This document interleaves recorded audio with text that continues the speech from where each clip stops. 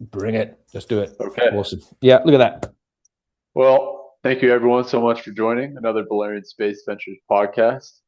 It's June 9th, and today I'm joined by Chris Stout, the founder and CEO of Lonestar Data. This is a company that has one of the most ambitious ideas when people first hear it, data centers in space. And this is now growing and getting more popular. Very excited to chat with you, Chris. Lone Star is a company, they've actually done this before. Um, so maybe to get things kicked off, Chris, you can give us a high level overview of Lone Star and the value of data centers in space and what you guys have done. No, well, thank you, Aidan, too. And if I go down a rabbit hole, stop me. And because I love this topic, right? So we've been doing this. We've done 4 data centers in space so far. 2 up to the International Space Station in 2021 and 2022, and 2 up to the moon itself in 24 and 25. Technology tests, hardware, software, everything worked. Paying customers, flying test missions with us, running knowledge graphs for AI companies, running an AI LLM, an early one, an adversarial art network up on the space station, blockchaining everything, did a cryptocurrency, but did a lot of testing. And now all of that's come to fruition. And next April 2027, our first commercially operational data center heads up to polar orbit around the Earth, 0.5 petabyte on board, NVIDIA Jetson for some onboard processing. But more importantly, with customers who have converted from test customers to full commercial ARR customers, with more signing up.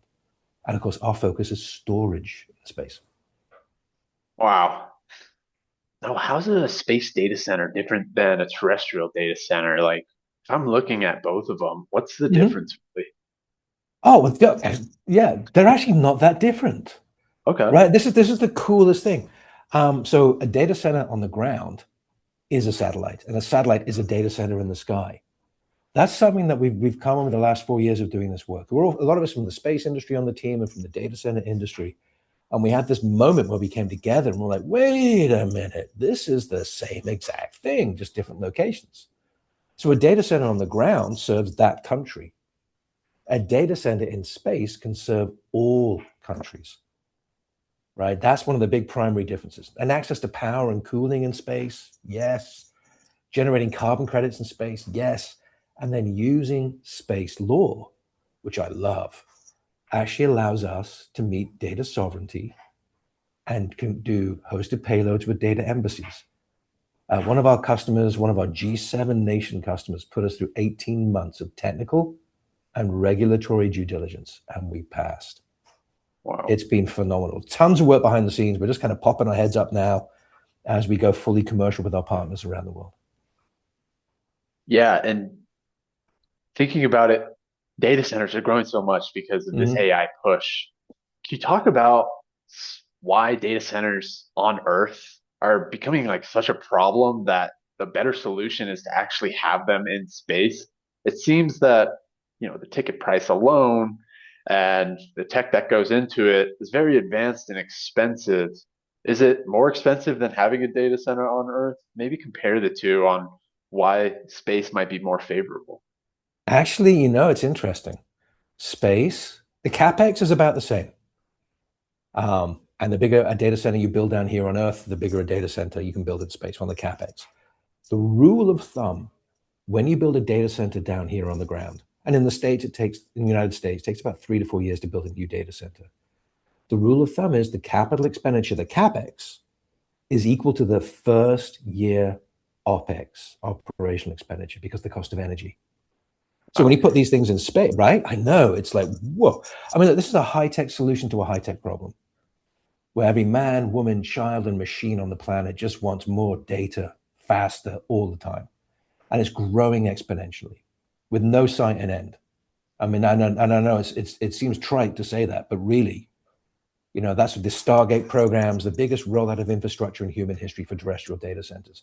Moving to a hybrid approach with them in space as well for certain applications, AI training and inference, storage with us. Because the moment you move into space, your OPEX goes to almost zero. Same CapEx to get them up there, Different capex. You're not buying land and having double trenching and 2 power stations on the ground. We've got that wonderful power station in the sky, the sun. But your operational expense, because of that use of solar energy and natural cooling. Yeah, a lot of questions on cooling and thermal. We use very small power loads when we're doing storage, so good on the thermal and everything else. Different types of data centers in space do different things. But my goodness, the economics, it's staggeringly better in space. It's faster, better, same capex, 0 OPEX, and you get a global audience. Look, Mr. Musk and Mr. Bezos and Mr. Schmidt wouldn't be doing this. And by the way, each of them, that's right, each of them owns a rocket company. Yep. Shocked, I tell you, that lets them control that capex, because one of the biggest capex is actually getting things up into space. Very similar drives that you're using with some qualification, space qualified. We use space SSD, solid state drives that have been operational on Mars. We put them on the moon. They're operational in space already. Fantastic space qualifications and space heritage and all of that. It's interesting, right? But this goes down to the 4-letter word, a 4-letter word that no one ever really talks about. Not the one you're thinking, boy. The 4-letter word is data, D-A-T-A. It has driven humanity since the very beginning. It has driven the creation of the satellite communications industry, a $613 billion a year cash cow as of last December's figures, right? And all the satellite comms world does is move data, ping, ping, ping, ping, ping, all over the world. Remote sensing satellites have cameras. They capture data and send it back to Earth. What we're doing now is this next level of infrastructure. We're storing data, and those doing AI training and inference are taking something that on the ground. So you put, say, Meta is doing a site, Hyperion in Louisiana. It is a 5 gigawatt site. By the way, there are also already 10 gigawatt sites underbuilt in the United States. It's a 5 gigawatt site. The physical building, the plant, is bigger than the island of Manhattan. And the market you can address is just the United States because it's physically in the United States, which is fine, a massive market. So you start putting some of these up in space, and the countries that can't have huge power grids, the countries that don't have the population, they can now take part in the AI revolution by having access to this in space as it flies over their countries. And we are there to store the data that's created on the ground and the data that's created in space, because we're the picks and shovels of this proverbial go mine the AI gold in the hills. But this is still the beginning of the beginning. Data rates are out of control.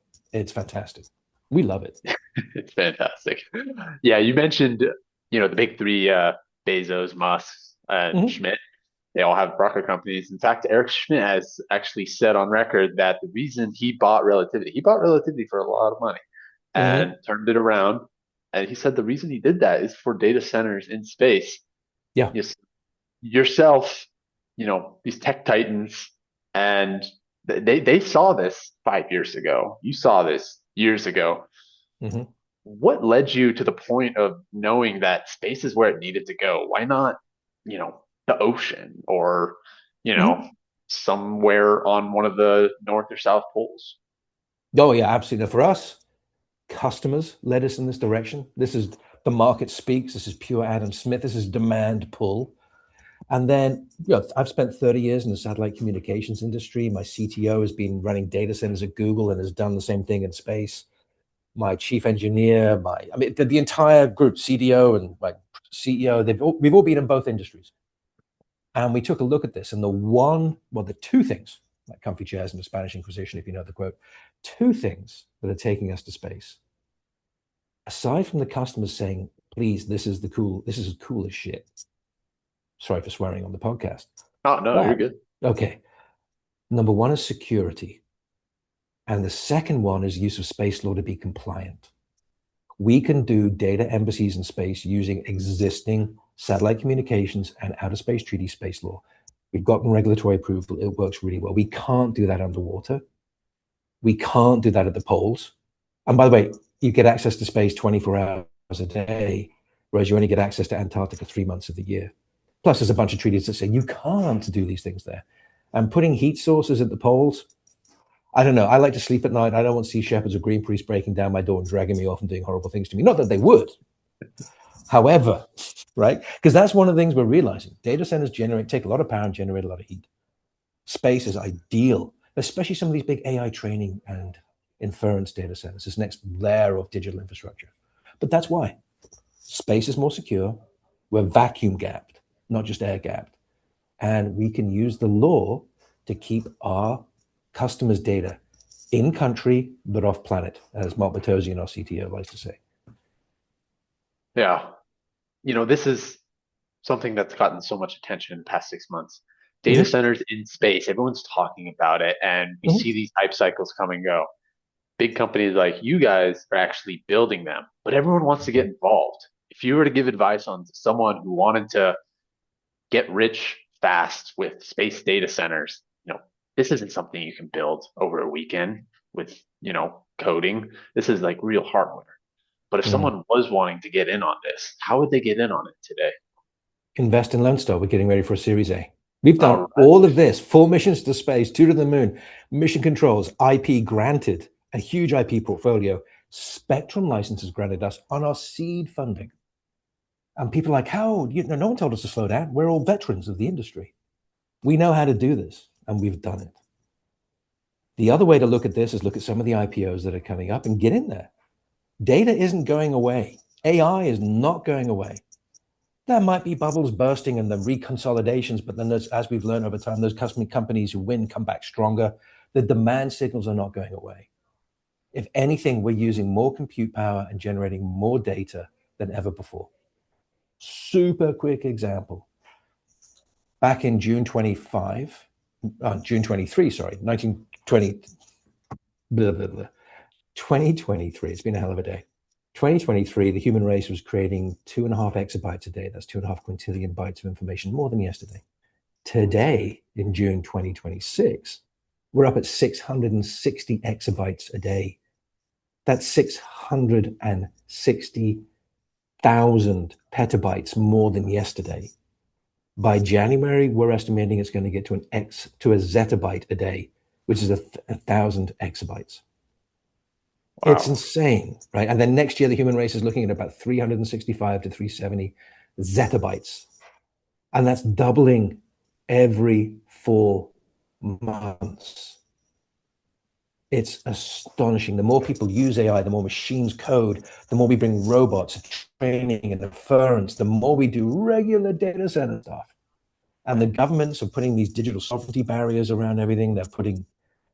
They're regulating everything, your health data, your financial data, as they should, government data. And as we just found out in the Iranian war, in the UAE, data centers are now an actual physical target of attack, not just hacking and natural disasters and cable fibers are all broken. But the Iranians took out AWS in Bahrain and UAE. They're still down 109 days later. It's fascinating. Data is so valuable.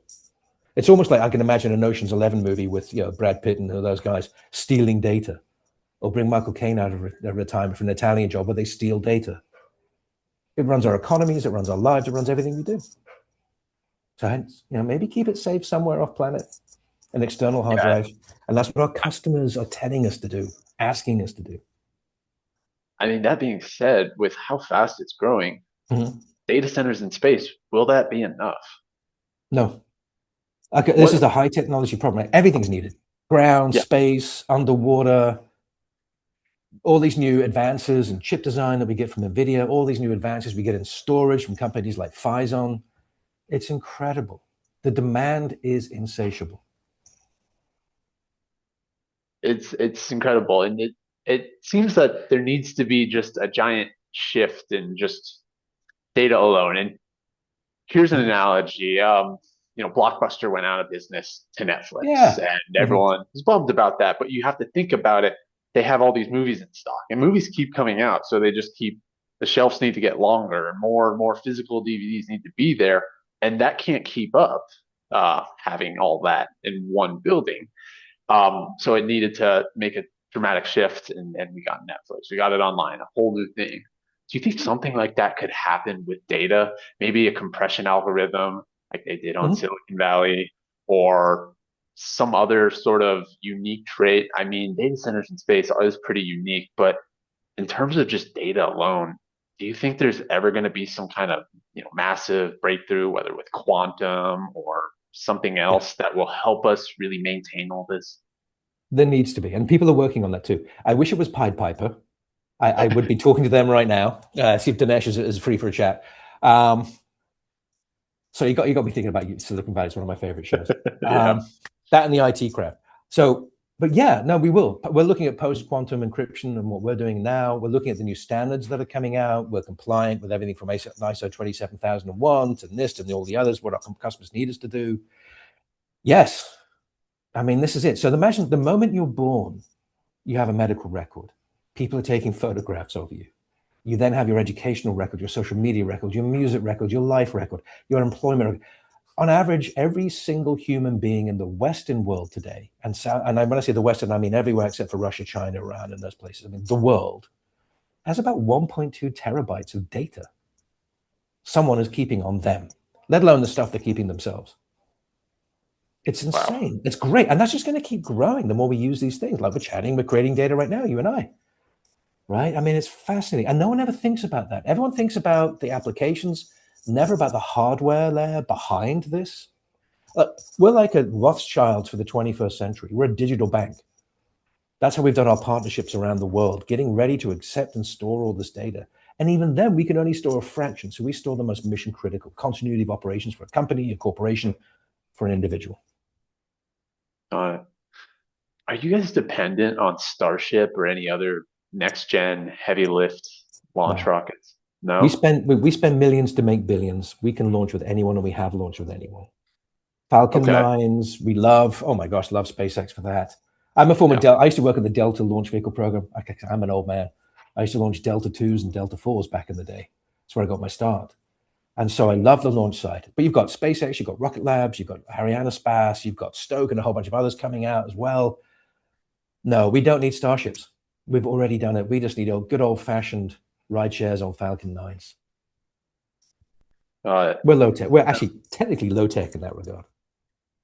So is your data centers, is it going to be, conglomerate, like a bunch of small satellites in a constellation, or do you want to do some giant big data center just in one place with a giant solar shield? Whatever it is, could you explain how? Yeah, absolutely. Happy to. Now, for us, we're doing a whole bunch of hosted payload rides at the moment. So de-risking things for us, flying with a lot of different providers, keep the data safe, keep them connected. Then we're looking at doing our own set of satellites, but not that many, maybe 3, right? And then we're looking to go back into lunar orbit for our next set after that. Okay. High latency equals high security. We're not doing live stock trades, and we're doing the data that they create. And so the more distance we have from the planet, where the data has all the value, it's also at all the risk, we like. Yeah, so we're very chill. We use existing tech. We have tons of IP on that, but existing tech, existing launchers, existing providers. We are the ultimate good customer for all the investments everyone have made in all these other hardware providers. We are the service provider. We are the satellite operator. That's us. We buy from a lot of people. Yeah, and this touches sovereignty in a really interesting way. Like, oh yeah, laws govern data in space and on the moon. Mm-hmm. Oh, great question, and that's why we're doing this, right? Space is the most regulated of all human activities. Take HIPAA, put it on an astronaut in space. We have several astronauts on our boards as well. It helps that I'm actually married. Nicole, my wife, actually flew 104 days in space with NASA. So we've got Charlie Duke, Apollo 16, Moonwalker. We have Phil Hoffman, and his work at MIT. We have Jose Hernandez on our main board, also flown. We've got fantastic inputs on this. But for space law, it's huge. So the hardest thing about getting into space is getting permission. So when you do your launching state, so it's the Outer Space Treaty, it's American laws, British laws on this, national laws, regulations. You take your sovereignty with you. Now, people say, there is no sovereignty in space. It's like, no. I actually teach this stuff. You can't claim the moon as yours when you land on it. You can't claim Mars in the traditional sovereign ways we used to do back in the awful colonial days, right? I'm an American citizen despite my funny accent for a reason, right? When you go to space, you actually take the laws of your nation with you. Under the Outer Space Treaty, clauses 6, 7, 8, you actually have continuing jurisdiction, regulation, and supervision. And under your national licensing laws, you can't get to space without a license. Can't get there without a spectrum license either to talk to whatever you're doing in space, right? So when you do that, and then when you actually have different boxes of electronics on board, 30 years of legal precedent there for data embassy hosted payloads. Like having a Japanese rover on an American lunar lander, that Japanese rover is under Japanese law, Japanese taxation, Japanese employment law, but Japanese jurisdiction, regulation, and supervision. So you take your law with you. I know it breaks a lot of people's hearts. I say, sorry, Mark Watney in The Martian was not a space pirate. He was delusional. He had a low calorie count. And sadly, he was just he was an American astronaut in an American rover from an American base going to an American rescue ship on Mars under American law. That's how those treaties work. We're responsible for what we do in space. Sorry, give me 2 or 3 hours and I can really get into it. I actually teach postgraduate space law on this, international treaty law. Love it. Yeah, I'm just thinking about this I feel like I shouldn't even ask because I know, but no, please ask the questions. What I'm here for, right?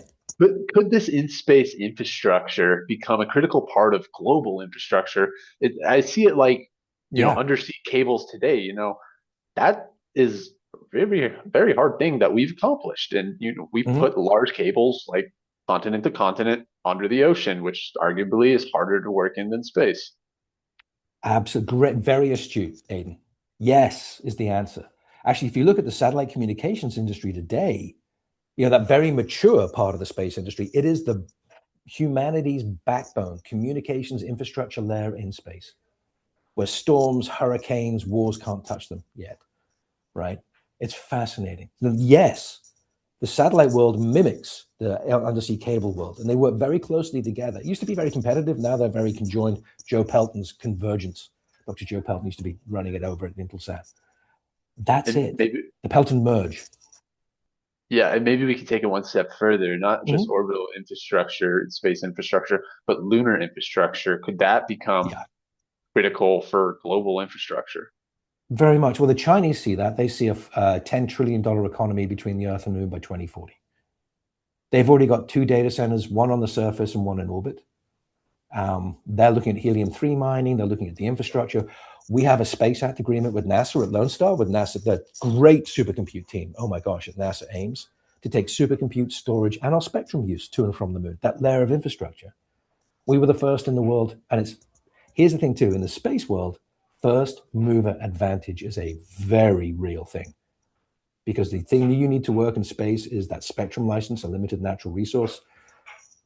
Coming from our backgrounds, that we knew to do that, and we made a commercial spectrum filing at the International Telecommunications Union with the Isle of Man in the UK, where most commercial companies go.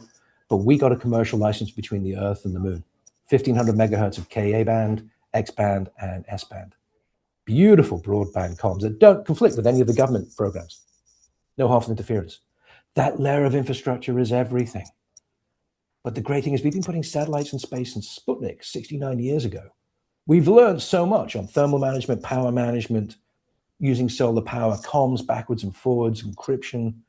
So when we do our work, we're basing that and delving right into that 69-year heritage, that sunk investment in the space program and the satellite communications industry.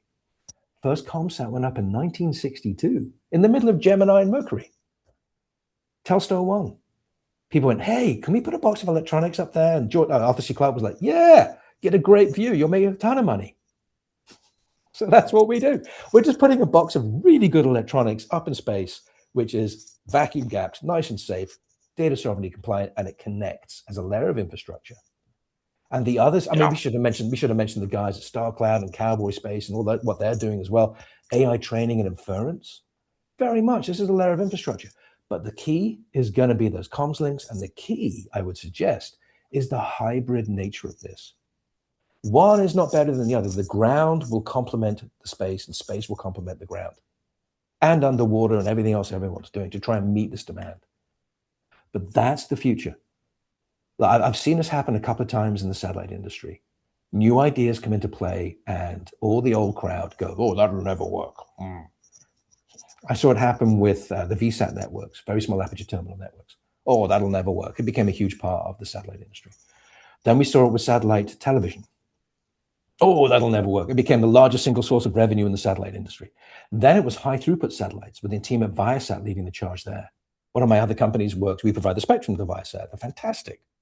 Everyone's like, that'll never work. And what they're missing is the internet and this power of that four-letter word data, of how much demand that is generating. And in space, you get a fantastic view, coverage of markets, free power, free cooling, and law. It works so very well, Aidan. It's really very cool. And then last mile to telecom, last mile to cell phones. Oh, and now direct to device, everyone's doing. Yep. Has anyone stopped to ask what that device is? I would suggest it's every smartphone, every tablet is a portable, personal data center. They ain't telephones anymore. If you really get into that industry, and my team and I said we can't spend a lot of time in that industry, the pipe that you have for voice calls on your iPhones and your Android phones is tiny compared to the data pipe. Power, thermal communications, management, white space, racks, CPUs, storage. That's a data center in your hand and on your wrist. And that huge soccer-sized stadium one that's on the back of your city as well. They're all data centers. And the ones in space, the satellites, they're data centers. They're boxes of electronics. That's it. Yeah. Another thing we hear about when people talk about data centers in space, we hear about the thermal management and the cooling. Yeah, absolutely. And yeah. This is the big problem that's not really solved. Can you tell us what the real problem here is, why it's a problem, and what the solution is, and why it would work? Yeah. Oh, well, then the thing is, this is a known in the satellite industry. We have been facing thermal problems and radiation problems since the very beginning, and we've gotten really good at it. Those huge geostationary satellites that we put up, they're about the size of a small house, packed full of electronics that we put up there for our comms and high throughput satellites and everything else. That they're in the worst radiation environment you could possibly imagine, right in the middle of the Van Allen belts, up at 36,000 kilometers up, geostationary orbits at Arthur Clarke. And they're in sunlight, direct sunlight, which is 10 times more powerful than we get on the ground, because they're almost out of the main atmosphere up there. 23 hours and 45 minutes a day. They're in positive 250 degrees Celsius. And yet the part of the satellite that's not in the sunshine is at minus 200. The satellite industry has solved this problem. Now, when it comes to AI training and inference and the type of chips you're going to be running, these are high-power chips. Right, for the storage stuff, we're using regular Jetsons and nice low-power SSDs. Well, they're really very tame. We're talking hundreds of watts for our stuff as opposed to gigawatts. But as they're looking at this for AI training and inference, yes, there's high power. Yes, there's going to be, it's going to generate a lot of heat. You're pulling in big solar panels for the energy. You're using big radiators to cool it. Look at the International Space Station. No, truly, go look at an image of it. That incredible $100 billion marvel that the human race has built up in space. When you look at that, you'll see these massive solar panels, like the edge of a soccer field at the end, and right in the middle, where the habitation modules are, you'll see these big crinkly white things that come off toward you in the photograph. Those are the radiators. On the space shuttle, the first thing we had to do when we launched was open the panels in the back to radiate the heat out. This is a known. It's absolutely solvable. But the thing is, when you get people who are more used to working in terrestrial environments, where they are also having thermal and power management issues, when they're building these 5 gigawatt, 10 gigawatt sites. By the way, give it about 3 years, we'll have our first terawatt site down here on the planet too. Wow. Mark my words, right? It's insatiable. But so when they say, oh, but these are the problems we have on Earth, when I take those problems and put them in space, it must be impossible. But they're not from the space industry. They're not from the satellite industry. These are people. We had questions from people saying, "Oh, well, who's going to go change out the drives when they break?" Like, oh no, this isn't Hubble, right? We don't use astronauts, and actually, terrestrial data centers, the new ones, they're called lights out. They don't have people going in and out either. If a drive breaks, they just leave it. These things are so huge, bigger than the island of Manhattan, right? So the idea of triple redundancy, these are satellites, we test. That's how we've always done it. This is just a box of electronics for us. We put them in space, they work. But the thermal management, you always have to check, and the radiation shielding, of course, you have to check. Where you put them makes a big difference. That's why last time we tested from LEO, MEO, GEO, through cislunar, through the L1 up into lunar orbit, because we wanted that information. We needed to know that. It worked great. another way of thinking about this is the Mars helicopter. And it was, Chris, what's a helicopter got to do with data centers in space? Well, I'm like, no. So on that Mars helicopter is power, storage, CPU, and batteries and everything. There's a little miniature data center on that Mars helicopter. They took a smartphone, which was purchased in Pasadena. This is all written up in the white papers about the Mars helicopter. Commercial grade electronics survived all the testing, survived launch, survived 9 months in deep space to get to Mars, and was supposed to operate for 3 months, operated for 3 years. It only stopped flying because one of the blades broke. The electronics, you can still talk to them. They're doing fine. It's amazing. Look, the electronics we used in the 1960s had problems, latch ups and all sorts of issues, right? The electronics we're using today are exponentially better. That exponential wave of new compute, new storage, which has been driven by the terrestrial markets, their demand, has now finally started to hit the space industry. And we're getting really good results, right? So long answer to a short question there, but that's how it's panning out. So it's absolutely solvable. These are known knowns. This is engineering 101, space engineering 101. It's not terrestrial engineering 101. So they see it's like it's a burning bush in the desert. What do you mean thermal? You've been to space. And we're like, in the space industry, we're like, yeah. And that's part of the problem. For us, it's normal. For them, it's extraordinary. And we're very bad at getting that across. Plus, you've got a lot of other nations in the world, China, Russia, who actually don't want us to succeed at this and don't want us to do this. And they use their useful idiots to go out into the community, go, oh, data center's bad. All right. So can I give you a quick example? Yeah, please. All right. So you're going to build a new data center here in the United States, average 3 to 4 years.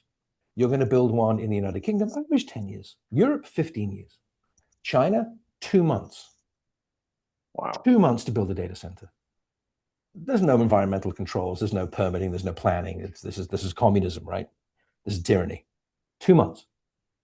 So why, and you can guys look this up, why did the Chinese government last month give an $8 billion loan to a Chinese startup to put data centers and data storage for the Chinese government in space? They need more data centers. They need better data centers. Those aren't on Earth. That's it. And they realize all the problems are down here, right? All the dangers are down here. So they're putting all their data up there too. Fascinating. Aidan, you hit it. Right? Yeah, well, they so can just, yeah. The regulation's not even being the red tape for them. It's still a big problem where they see the solution as in-space data centers. That's it. Right. So we were chatting with some of our existing, because we just did, we had our seed and all that. And they were saying, wouldn't it be great to get those loans from China? I said, well, hey, we can't. I wish our government would do that. Big hint, government. Hello, we're in a race with China here. However, right. Then we went back and said, wait a minute, why? Wait a minute, they could put a data center in every single town and village they wanted to. Because people will say, well, we'll have to have 2 data centers and we'll back each other up. That's what the UAE did. And look what happened to them. March 1st, March 2nd, the Iranian drones took them all out. Yeah. Big smoking holes in the ground, right? So why did the communist Chinese? Why? And then you go, oh crap. Oh shit. What future are they planning, and why are they getting everything completely out of the reach of our stuff? Like we're getting our stuff out of the reach of them. It's a bit of a moment, right? It's great market validation. It's a Burger King effect, but holy crap. True. So yeah, thinking about that, what does the early customer look like? Is it government? Is it banks or hyperscalers? And yes, all of the above. Who is it? What is the data? Like if I were to break it down, like is it photos? Is it giant Excel spreadsheets? What exactly is this data? Oh no, when we work with our customers, it's their data, their encryption. We don't. That's part of our service level agreements with them. However, there's 2 fantastic, one partner, one customer I can point to publicly. And then also let's talk about what Estonia is doing. So let's start with Estonia. They've had a data embassy in Luxembourg, the Vienna Convention, law, sovereignty, right? at their embassy in Luxembourg since 2017. So almost 10 years. And what are they storing there? They're very good about this. They're very public about this. It's basically the worst case scenario, the backup for their country. So what they're storing, and they have a very troublesome neighbor, as you might imagine, just to the east of Estonia, that seems to think they own Estonia, but they don't. And so they're storing everything that you need to reboot a government. Like, who are your citizens? Taxation, medical records, land records, court records, healthcare records. How do you reboot your country? How do you operate your country digitally if you need to outside of your own country? If someone cuts all the cable fibers, taps them, comes across the border, hits you with a massive cyber attack, which happens a lot. Yeah. So how do you do that? So those are the kind of things. How do you reboot a country? How do you then apply that to a company? How do you then apply that to an individual? By the way, we have our direct-to-consumer product. We'll be launching just in the new year as well, which would be super. On an app base, be fantastic. So we've got our major partners. Let me give you two. Public domain, we're very customer data, non-disclosure. But the two we are talking about with their kind permission are one of our customers in the United Kingdom, Ruverse, a human-only, no AI social media platform. It is superb. If you're not using it, you're not with it, type thing. It's actually really cool. No AI slop on this thing. You've proven to be a human either side, and it's like I used to still use LinkedIn, but the others, I'm like, I go into Ruverse now. Really very cool stuff. And we're using them because we're multi-sovereignty. We can do the data embassies. We can back up their data. Social media is regulated. That's one. And one of our great partners is in Latin America, KIO Networks. They're in Mexico, Guatemala, Panama, Colombia, Dominican Republic, and expanding. They're building data embassies there to consolidate national data, and then we are backing up their data embassies in space. We're working with a lot of others. Oh, Flexential, I can mention Flexential. We signed a reseller agreement here in the United States with Flexential, top 10 data center provider, who predominantly back up states in the union, state governments. And so we've been working with them since day one. They're on our test flight last year as well. Really good partners. We have others who I'm under absolute non-disclosures. But yeah, it's fascinating, isn't it? The best thing for us, we loaded data for the state of Florida on both of our lunar test flights to back up the state of Florida. And amazing customers, amazing people, very forward looking, right? Space Florida, the governor's office, looking really at the future, growing state. Within 24 hours of us putting out a press release at the customer's request, we had a phone call from a G7 nation. And it blew our minds. And they were like, how much capacity have you got and how soon can we have it? And we were like, oh, wow, this is awesome. So, but we've now done that. And that's the most amazing thing. Be a sheepdog, not a wolf. We're there to protect the data, protect the herd. This is data protection in the most unique way. No one's ever been able to do this before, Aidan. People are like, oh, dig a hole and stick it under the mountain somewhere. And I'm like, yeah, then just give me a trenching tool and a spade, and I'll cut off your tier 4 data center in about 10 minutes. You just go cut the fiber line. You blitzkrieg that. And that's what's been happening down here on Earth.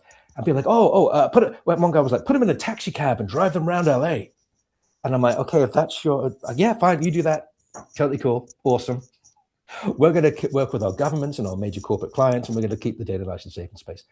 Leveraging the high tech, the high tech solution for a high tech need. And let's talk about this high tech future of keeping things safe. Yeah. Keeping them safe in space. Space is far away. Space is getting more crowded. Things are getting more advanced, and we could see space warfare. We could see threats to these data centers in space, whether it's, high-powered microwaves, very powerful lasers, or even kinetic kill vehicles. There's a couple of Chinese plasma weapons. Yeah, plasma weapons, robotic arms, ripping things apart, even like chemical sprayers. What's that future look like? How do we stay protected? Well, and that's where we have an amazing Space Force and Air Force here in the United States. I'm a proud US citizen. And in the UK, we have the UK Royal Space Force. We have some of the finest minds at NATO. We have some of the finest minds in the world working on this. And anyone does anything to something in space, by the way, that is an act of war. That isn't I've crossed a red line moment. It's an actual act of war. And that triggers all sorts of stuff. And if we're shooting nukes at each other in space, Actually, probably cleans up the radiation environment. But if we're doing that, right, things are a hell of a lot worse down here. Oh But yeah, that's why GPS we're, goes. oh yeah, like GPS goes and all the other. That's why, that's why, it's so funny. That's why it's mid-Earth orbit, by the way. Okay. Public domain. GPS was built for ICBM mid-course correction. That's it. Everything else is gravy, right? So that's it. That's why it's in mid-Earth orbit. That's why it's not at GEO. That's why it's not at LEO. I'm a Cold War 1.0. Now we're in Cold War 2.0.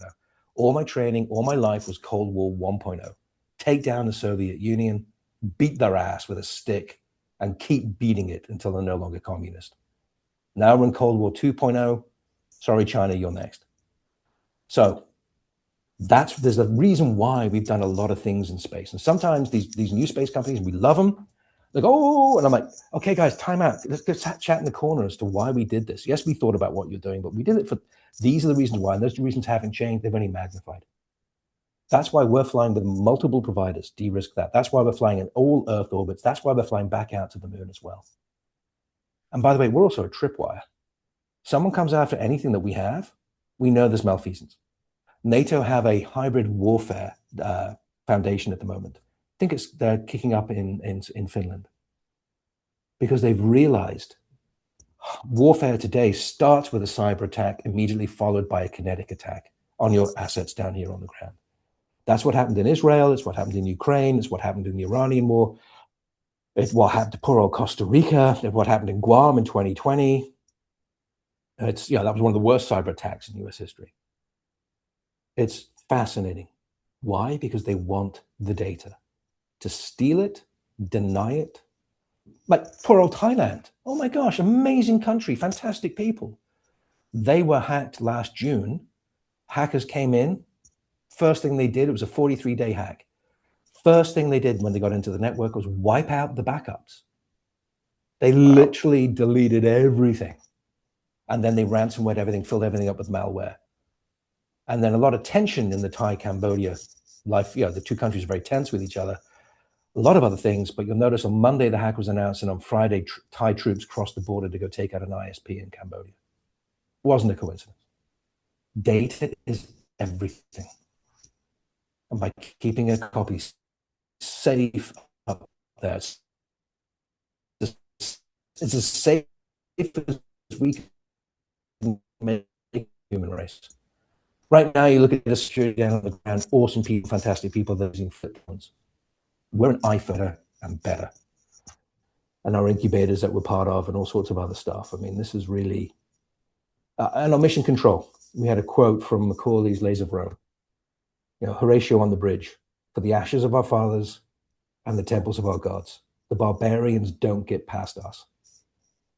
And we've talked to a lot of investors over the years, and I don't get it. I'm like, fine, that's great. You've really got to understand data and space to be an investor in us. You've really got to understand cybersecurity to be an investor in us.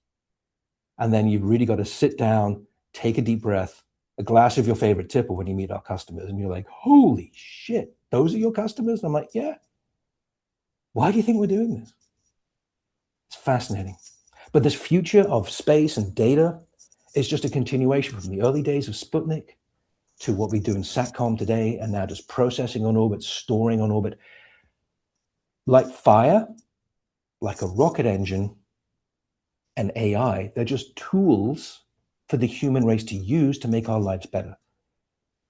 And there were people in the back of that cave that said, oh, fire, dangerous. Yeah, I told you we're going to burn yourself. Thankfully, Aidan, you and I and everyone listening to this are descendants of the people who embraced fire. Yeah. And we've had rocket engines almost for 100 years. We're coming up on the anniversary in the early 2030s of Goddard's first liquid-fueled rocket engine. Wow. Wasn't von Braun, right? And I'm like, 100 years of development and now exponential and AI application. Was it Elon Musk said Starship is the last rocket ship designed only by humans? So there are 100 years of progress on getting to space. Getting to space gives us from scarcity to abundance. But more importantly, for SATCOMs and data storage and AI training, it gives us the ability to leverage these advantages to the benefit of 8.5 billion people. And by the way, and so in AI the same way. Right, I know we're getting close on time, but this is one of my favorite things. This is why Yeah. spectrum in space is everything. The International Telecommunications Union. If you're doing any investing in a space company, you want to ask them two questions. How are you getting a launch license? And how are you getting a spectrum license? Right? And because licensing is the longest lead pole in a tent, it's really hard to get. We've got ours. Of course we do. It's what we do, right? We're professionals. But there was a time, this was just after COVID. And the Secretary General of the United Nations, awesome, comes out and says for the 7.5 billion people in the world, we have to do whatever. And then the ITU, the most powerful organization that Dan Brown hasn't yet written the book about, they run all international spectrum in space, on the ground, your Bluetooth, your cell phone number, everything. With all the national regulators, right? They were older than the United Nations, has more members than the United Nations, but is part of the United Nations. I love it because as this general, boss, cough in the back of the room. And the head of the ITU, the Secretary General, turns over to the Secretary General of the UN and he goes, 8.5 billion. And the Secretary General's like, what? No. 7.5 billion people. He's like, no, 8.5 billion. And they go, how do you know? And he goes, well, we count the phone numbers. Oh. That's how we found out there are 8.5 billion people in the world. That's when there were all these crisis meetings are like, oh, our numbers are off. What's happened? How have we missed this? We just tracked the number of cell phones, right? Smart devices. And so that's the power of what's happening in the world today. You can be in the middle of Africa and you're there with the Swahili, amazing people, and they have a better iPhone than I do, right? Yeah. So that's the power of these smart devices. And this is this revolution that's happening in data and AI and creation. But then when you're flying over Africa, they can't, well, they can if they want to, but they, AI training and inference, now they're part of that conversation because of the AI training in space. And the same thing, you can be down at the South Pole. By the way, we were down on an expedition in Antarctica in 21, at the end of 21. Still in the middle of COVID. It wasn't one of these cruise things. It was a private expedition thing that we were doing, subs, and it was awesome. I loved it. And we had better broadband there than I get here in Tampa, Florida. We were running off Inmarsat 4 and Telesat 12V. Very proud because in my other company, River, we provide the spectrum for Telesat on 12V. And we were getting amazing SATCOM down there and connectivity. Right? And so that's just it. There's nowhere on Earth where you don't have connectivity. There's nowhere on Earth where you can't talk to an AI to have it help you with whatever you're doing. And that just generates more and more data that needs more and more storage. Yeah. Right. And that's us. Yeah. So how do we secure this future and make sure that we build it happens and China doesn't get ahead of us? I mean, data centers in space, that's a new area. China got ahead of us for manufacturing. China got ahead of us for hypersonics. Mm-hmm. This is maybe one of the most important things we have. Data is everything. And this data centers in space, this is just starting. China got $8 billion from its government to really kick off this process while we're still, years of regulation to build a data center terrestrially, let alone space being different. So what's the future look like? What do we have to do to make sure that we see this future of proper in-space data centers that are connected and, we win this race? It's a really good question, Aidan. Give me a sec. All right. We use the power of the most powerful weapon in human history, and that is the United States dollar. We apply the dollars. And because we're in an age where entrepreneurialism can move as fast as exponential change, Michael Potter from the Institute of Space Commerce, change.space, always thought of that out. And Michael Potter said, government is linear, change is exponential. By the time a 2-year Congress has looked at something, it's already changed. So invest. Use the power of entrepreneurialism. We're at 250 years of our republic. Look at how that happened. It was entrepreneurs that led the American Revolution. It was farmers, people in the cities, George Washington, oh my gosh, him and Jefferson and all of them, they did all of these different doing whiskey, growing vegetables in hothouses, doing this, doing that, things that people in Europe could never imagine. That entrepreneurial spirit led us to freedom, built our nation and continues to build it, and we'll build it out in space. Look, the stars are ours. This is what America was made for. This is what the founding fathers meant about freedom for everybody. This isn't foreign entanglements anymore. This is us protecting our nation, protecting our republic, protecting our allies, and using the power of the American dollar, and also doing good by doing good. We're Americans, we're pursuing happiness. That's allowed. This is one of the greatest investment opportunities to date in human history because it's driven by data, and that has proven to be. You protect it, you create it, you store it, you use it, data. Those printing presses that allowed the Constitution and the Declaration of Independence and the press to flourish in post-colonial early America.